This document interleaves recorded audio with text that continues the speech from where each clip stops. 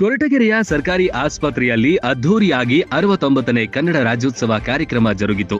November ಮಾತ್ರಕ್ಕೆ ಕನ್ನಡ ರಾಜ್ಯೋತ್ಸವ ಅಲ್ಲ, ಪ್ರತಿದಿನ ಪ್ರತಿ ಕ್ಷಣವೂ ಕನ್ನಡ ನಾಡಿನಲ್ಲಿ ದೀಪ ಬೆಳಗುವ ಹಾಗೆ ಕನ್ನಡ ಬೆಳಗುತ್ತಿರಲಿ ಎಂದು ದೀಪ ಬೆಳಗುವ ಮುಖೇನ ಕಾರ್ಯಕ್ರಮಕ್ಕೆ ಮುಖ್ಯ ವೈದ್ಯಾಧಿಕಾರಿ ಲಕ್ಷ್ಮೀಕಾಂತ್ ಹಾಗೂ ಅಧಿಕಾರಿಗಳ ತಂಡ ಚಾಲನೆ ನೀಡಿತು.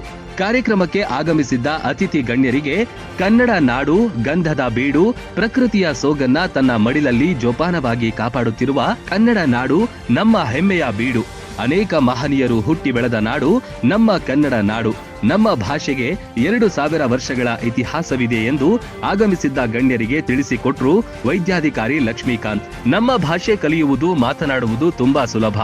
ಹದವಾಗಿ ಕಾಯಿಸಿ ಆರಿಸಿದ ಹಾಲಿನ ರೀತಿ ನಮ್ಮ ಭಾಷೆ ಅಷ್ಟೇ ಸುಮಧುರ, ಸುಂದರ.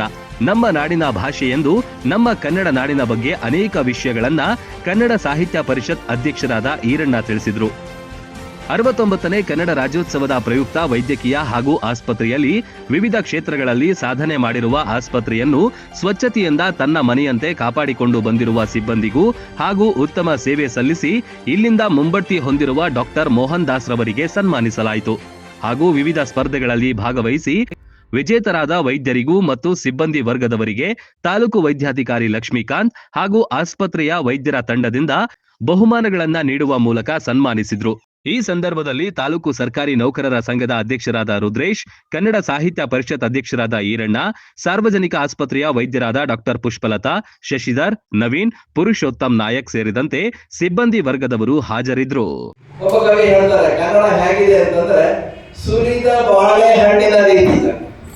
ಬಾಳೆಹಣ್ಣು ಸುರ್ಕೊಂಡು ತಿನ್ನೋದು ಅದೇ ಕಷ್ಟವಾದ ವಿಚಾರ. ಅದ್ರಲ್ಲಿ ಸುರಿದ ಬಾಳೆಹಣ್ಣು ಕೊಟ್ರೆ ಎಷ್ಟು ಸುಲಭವಾಗಿ ನಾವು ಅದನ್ನು ತಿನ್ನಬಹುದು. ಹಾಗೆ ನಮ್ಮ ಕನ್ನಡವನ್ನ ಸುಲಭವಾಗಿ ಕಲಿಯಬಹುದು. ಸಿಪ್ಪೆಯನ್ನು ತೆಗೆದಂತ ಕಬ್ಬಿನ ರೀತಿಯಲ್ಲಿ, ಸಿಪ್ಪೆಯನ್ನು ತೆಗೆದಂತ ಕಬ್ಬಿನ ರೀತಿಯಲ್ಲಿ, ಹಾಗೆ ಹದವಾಗಿ ಕಾಯಿಸಿ ಆರಿಸಿದ ಹಾಲಿನಂತೆ ನಮ್ಮ ಕನ್ನಡ.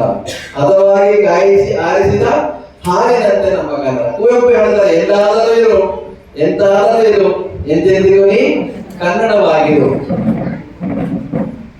ಹಾಗೆ ಕುವೆಂಪು ಮತ್ತಿನ್ನೊಬ್ಬರು ಹೇಳ್ತಾರೆ, ಬಾರಿಸು ಕನ್ನಡ ಡಿಂಡಿಗವ, ಓ ಕರ್ನಾಟಕ ಹೃದಯ ಶಿವ, ಕಚ್ಚಾಡುವವರನ್ನು ಕೂಡಿಸಿ ಒಲಿಸು, ಸತ್ತಂತಿಹರನ್ನು ಬಡಿದೆಚ್ಚರಿಸು. ಸತ್ತಂತಂದ್ರೆ ಪ್ರಾಣ ಹೋಗಿರುವಂತಲ್ಲ, ಸೋಮಾರಿಗಳನ್ನ ಕ್ರಿಯಾಶೀಲರನ್ನಾಗಿ ಮಾಡುತ್ತೆ ನಮ್ಮ ಕನ್ನಡ. ಕ್ರಿಯಾಶೀಲರನ್ನಾಗಿ ಮಾಡಬೇಕು. ಕಚ್ಚಾಡತಕ್ಕಂಥವನ್ನ ಒಗ್ಗಟ್ಟಿನಲ್ಲಿ ತಗೊಂಡು ಹೋಗ್ತಕ್ಕಂಥ ಶಕ್ತಿ ಈ ಕನ್ನಡಕ್ಕಿದೆ.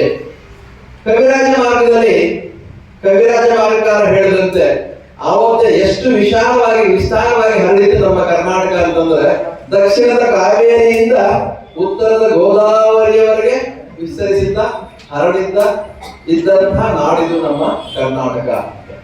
ಎಲ್ಲಿ ಆ ಕನ್ನಡದ ಕೆಲವು ಪ್ರದೇಶಗಳು, ಈ ಕಡೆ ಕಾಸರಗೋಡು ಸಮಸ್ಯೆ 3 ರಾಜ್ಯದಲ್ಲಿ ಯಾವ ಭಾಷೆಗೂ ಬರಲಿಲ್ಲ.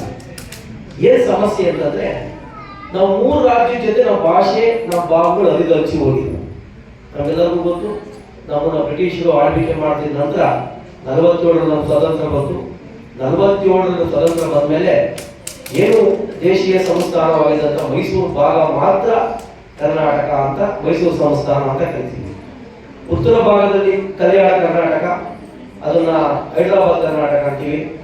ಬಾಂಬೆ ಪಕ್ಕ ಇದ್ದಿದ್ದನ್ನೆಲ್ಲವನ್ನು ನಾವು ಬಾಂಬೆ ಕರ್ನಾಟಕ ಅಂತ ಕರಿತೀವಿ. ಅಲ್ಲಿ ಮರಾಠಿ, ಇಲ್ಲಿ ಉರ್ದು. ಈ ಕಡೆ ಬಂದ್ರೆ ಮದ್ರಾಸ್ ಭಾಗದ ಜೊತೆ ಕೆಲವು ಪ್ರಾಂತ್ಯಗಳ ಹಚ್ಕೊಂಡಿದ್ವು, ಅವನ್ನ ಮದ್ರಾಸ್ ಕರ್ನಾಟಕ ಅಂತ ಕರೀತೀವಿ. 4 ಕಡೆಯಿಂದಲೂ ಕೂಡ ನಮ್ಮನ್ನ 4 ಭಾಷೆಯವರು ಸುತ್ತುವರೆದಿದ್ದಾರೆ. ಅವರೆಲ್ಲರನ್ನ ಬಿಡಿಸ್ಕೊಂಡು ನಾವು ವಿಶಾಲ ಕರ್ನಾಟಕವನ್ನ ಮಾಡಿದ್ವಿ 1956ರಲ್ಲಿ. 56ರಲ್ಲಿ ಒಂದು ದೊಡ್ಡ ಹೋರಾಟ.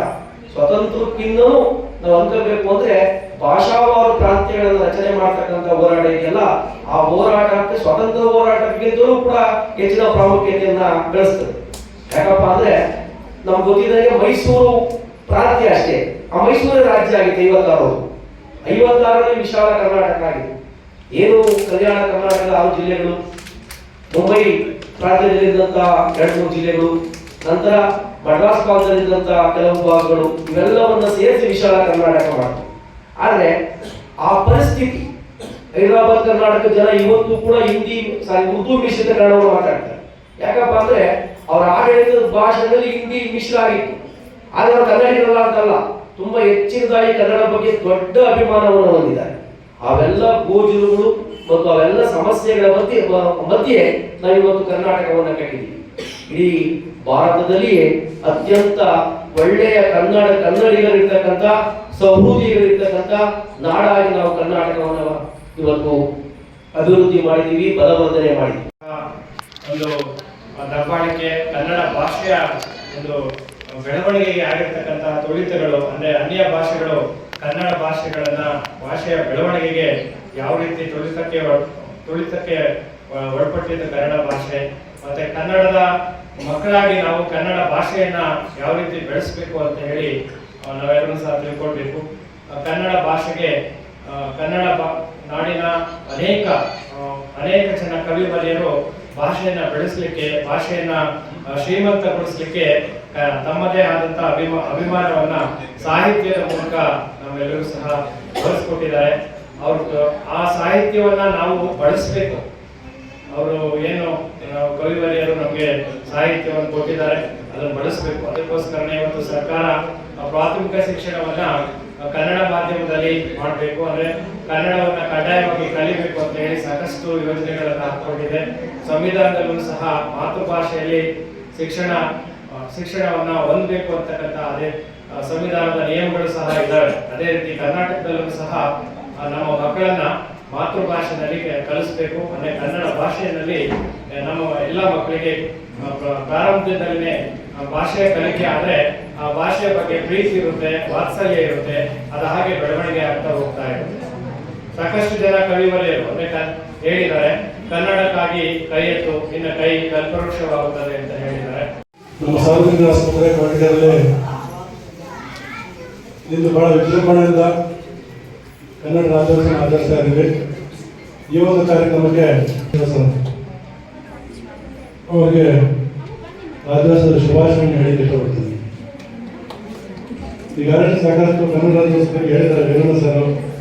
ಅವ್ರಿಗಿನ್ನ ಯಾಕಂದ್ರೆ ದಿನ ಬೆಳಿಗ್ಗೆ ಇದ್ರೆ ಪಾಠ ಮಾಡ್ತಾನೆ ಇರ್ತಾರೆ. ನಾವು ಮೇಲ್ಕೊಂಡು ನಾವು ಏನೇನು ಅಲ್ಲ, ನಾವು ಮಾತಂದ್ರೆ ಕೆಲಸ ಜಾಸ್ತಿ.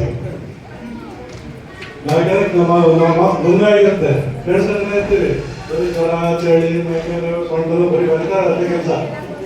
ಒಬ್ರು ಕೊಂಡ್ರೆ ಯಾವಾಗ ಅಂತ ಕೇಳ್ತಿರತ್ತೆ ವಿದೇಶದಲ್ಲಿ. ಹಾಗಾಗಿ ಚೆನ್ನಾಗಿ ಹೇಳಿದ್ದಾರೆ ನಮ್ಮ ವಿದೇಶರು ಕೂಡ ಬಹಳ ಅನುಭವಿ, ಬೇಗ ಸಾಕಷ್ಟು ಮಾತಾಡಿದ್ದಾರೆ. ನಾವು ಈ ಕಾರ್ಯಕ್ರಮವನ್ನ ನವೆಂಬರಲ್ಲೇ ಮಾಡ್ಕೊಳ್ತಿದ್ದು, ಆದರೂ ಕೂಡ ನಮ್ಮ ಏನು ಕಾಳಿಕಪ್ಪ ಆಸ್ಪತ್ರೆಗೆ ಮೌಲ್ಯಮಾಪನ ಇತ್ತು. ಕಾಳಿಕಪ್ಪದೆಲ್ಲ ಅಸಿಸ್ಟೆಂಟ್ ಎಲ್ಲ ಬಿಸಿ ಆಗಿದ್ರು, ಸ್ವಚ್ಛಗೊಳಿಸೋದು, ಮಾಡೋದು, ಬರ್ಕೊಳ್ಳೋದು, ಟೆನ್ಷನ್ ಬೇಡ ಅಂತೇಳಿ ಬಂದು ಹಾಕ್ತಿದ್ವಿ. ನಮ್ಮ ಚಿಕ್ಕಬಳ್ಳಾಪುರ ಹೇಳೋದಂಗೆ ನವೆಂಬರ್ 1ಕ್ಕೆ ಸೀಮಿತ ಆಗಿರ್ಬೋದು ಅಂತ ಹೇಳಿದ್ರೆ ನಮಗೆ ಇಲ್ಲ ಒಂದು ಕಡೆ ನಾವು ಡಿಸೆಂಬರ್ಗೆ ಎಳ್ಕೊಂಡ್ಬೇಕು ಅಂತ ಅನಿಸ್ತು. ಡಿಸೆಂಬರ್ ಮುಗಿಯೋದು ಒಳಗಡೆ ಮಾಡ್ತಾ ಇದ್ದೀವಿ. ಆದರೂ ಡಿಸೆಂಬರ್ ನಾವು ಅಷ್ಟೇ ಸೀಮಿತ ಆಗಬಾರ್ದು. ಪ್ರತಿದಿನನೂ ಪ್ರತಿ ಕ್ಷಣ ನಮ್ಮ ಕನ್ನಡದಲ್ಲಿ ನಮ್ಮ ಎದೆಯಲ್ಲಿ ಕನ್ನಡ ಮಾತಾಡ್ತಾ ಇರ್ಬೇಕು. ಕನ್ನಡದ ಬಗ್ಗೆ ಹೇಳ್ಬೇಕಾದ್ರೆ ಈ ಮಾತೃಭಾಷೆ ಅಂತ ಬಹಳ ಒಂಥರ ಬಂದ್ಬಿಟ್ಟು ಬಾಯಿಗೆ ಮಾತಾಡಲಿಕ್ಕೆ ಈಸಿ ಆಗ್ತದೆ. ಬೇರೆ ಭಾಷೆ ಮಾತಾಡಲಿಕ್ಕೂ ಕನ್ನಡ ಮಾತಾಡಲಿಕ್ಕೂ ಬಹಳ ವ್ಯತ್ಯಾಸ ಇರ್ತದೆ. ನಾವೆಲ್ಲರೂ ಸಮಯ ಬಿಟ್ಟು ಮಾಡ್ಕೊಂಡಿಲ್ಲ ಅಂದ್ರೆ ಇವತ್ತಿನ ಕಾಲದಲ್ಲಿ ಗೊತ್ತಲ್ಲ, ಎಲ್ಲ ಅಸಾಂಕ್ರಾಮಿಕ ರೋಗಗಳಿಗೆ ತುತ್ತಾಗಿದೆ. ಸೊ ದೇವರು ನಮಗೆ ಕೊಟ್ಟಷ್ಟರಲ್ಲೇ ಸುಖ ಪಡಬೇಕು, ಸಂತೋಷವಾಗಿರ್ಬೇಕು. ಎಲ್ಲ ವಿಚಾರನ ಎಲ್ಲರ ಹತ್ರ ಹಂಚ್ಕೊಂಡ್ರೆ ನಾವು ಆರಾಮಾಗಿ ಒಳ್ಳೆ ಉತ್ತಮ ಜೀವನ ನಡೆಸ್ಬೋದು. ಬಟ್ ನನಗೆ ಇವತ್ತೇನು ಖುಷಿ ಅಂತ ಹೇಳಿದ್ರೆ, ಈ ಕನ್ನಡ ರಾಜ್ಯೋತ್ಸವ ಸಮಾರಂಭದಲ್ಲಿ ನನಗೆ ಬೀಳ್ಕೊಡುಗೆ ಸಮಾರಂಭ ಇಟ್ಕೊಂಡಿದ್ದು ಅತ್ಯಂತ ಸಂತೋಷ ಪಟ್ಟಂತ ಸಂದರ್ಭ. ಮತ್ತೆ ಮೊದಲನೇ ಕನ್ನಡ ರಾಜ್ಯೋತ್ಸವದಲ್ಲಿ ನಾನು ಹೀಗೆ ಸಿಬ್ಬಂದಿಯಾಗಿ ಭಾಗವಹಿಸಿದ್ದೆ. ಇವತ್ತು ಬೀಳ್ಕೊಡುಗೆ ಬಂದಿದ್ವಿ. ಎರಡು ನನಗೆ ಕನ್ನಡ ರಾಜ್ಯೋತ್ಸವ ಫಂಕ್ಷನ್ ಅಟೆಂಡ್ ಮಾಡಕ್ಕೆ ಅವಕಾಶ ಕೊಟ್ಟಂತ ನೀವೆಲ್ಲರಿಗೂ ಫಸ್ಟ್ ನಾನು ಕೃತಜ್ಞತೆ ಸಲ್ಲಿಸಬೇಕು. ನಾನು ಎಲ್ರಿಗೂ ಬಂದಿದ್ದಾಗೆ ನನ್ನ ಅಡ್ಮಿನಿಸ್ಟ್ರೇಟಿವ್ ಸೈಡ್ ಅಲ್ಲಿ ಸೆಕ್ಯೂರಿಟಿ ಸೈಡ್ ಅಲ್ಲಿ ನಾನು ಕಡಿಮೆ ಕೆಲಸ ಮಾಡಿರೋದು. ಸೊ ಸುಮಾರು ವರ್ಷಗಳು ನಾನು ಬರೀ ಅಡ್ಮಿನಿಸ್ಟ್ರೇಷನ್ ಫೀಲ್ಡ್ ಅಲ್ಲಿ ಇದ್ದಾಗಂತ ಸಂದರ್ಭದಲ್ಲಿ ಕಾರಣಾಂತರದಿಂದ ಇಲ್ಲಿಗೆ ಬರ್ಬೇಕಾಯ್ತು. ನಾನು ಕೊರಟಗೆರೆ ಮಾಡಿ ಹೋದ ಅಡುಗೆ ಹೋಗಾಕ ನಾನು ಇಲ್ಲಿಂದನೇ ಸ್ಟಾರ್ಟ್ ಮಾಡಿದ್ದೆ ನಮ್ಮ ಜಿಲ್ಲೆಯಲ್ಲಿ. ಇಲ್ಲೇ ನಾನು ಹೋಗಿ ಏನು ಕ್ಲಿನಿಕಲ್ ಸರ್ವಿಸಸ್ ಕೊಡೋಣ ಅಂತ ಹೇಳ್ಬಿಟ್ಟು ಇಲ್ಲಿಗೆ ಬಂದೆ. ಬಟ್ ನಿಮ್ಮೆಲ್ಲರ ಸಹಕಾರದಿಂದ ನಂಗೆ ತುಂಬಾ ಆತಂಕ ಇತ್ತು, ಹೇಗೆ ಟ್ರೀಟ್ ಮಾಡೋದು, ಎಷ್ಟೋ ವರ್ಷ ಆಗೋಗಿದೆ ಪ್ರಾಕ್ಟೀಸ್ ಬಿಟ್ಟು.